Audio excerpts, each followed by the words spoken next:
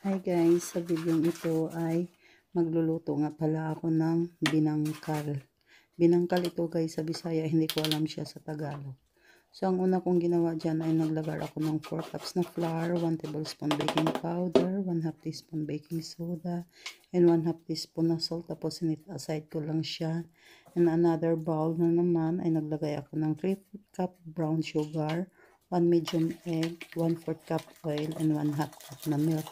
Tapos, ang ginawa ko ay inihalo-halo ko lang siya. At kailangan, ang paghalo ko dyan guys ay hanggang sa nag-melt talaga yung brown sugar para hindi na siya mamuo-muo. At nang nakita kong nag-melt na siya, ay saka ko pa siya inihalo doon sa flour mixture ko.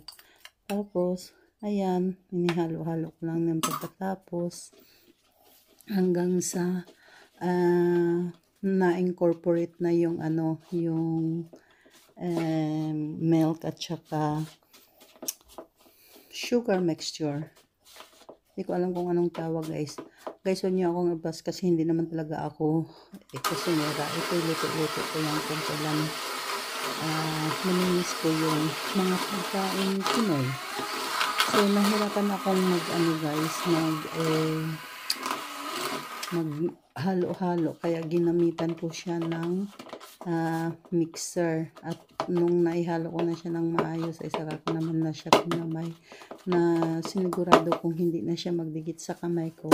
At pagkatapos niyan ay dahil wala akong pangmasahan, yung ginawa ko na lang yung chopping board ko na plastic na hindi naman siya nagdidikit. So yan na lang ang ginamit ko. At hinati-hati ko na siya ng maliliit para ma-roll ko na siya. So hirap din pala ako sa paghati dyan guys kasi wala din naman akong tawag nun pang pastry na na cutter.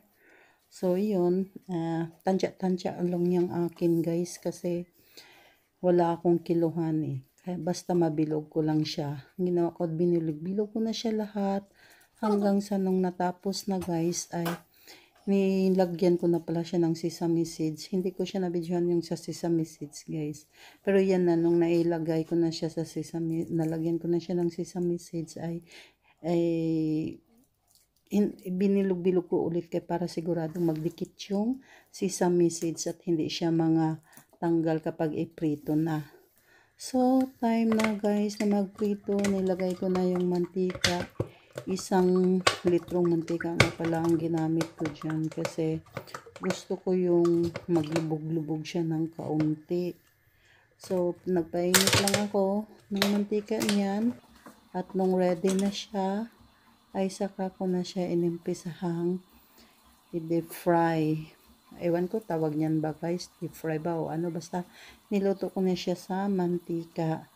Ayan, inisa-isa ko lang dahan-dahan at hinalo-halo para make sure na mabaliktad at hindi siya masunog yung sa kabilang side niya. So tingnan nyo guys, ang ganda ng itsura ng kanyang pagkaluto. Bukang-buka talaga. Yan ang gusto ko sa binangkal yung talaga mahati talaga siya sa gitna. Mahati sa gitna.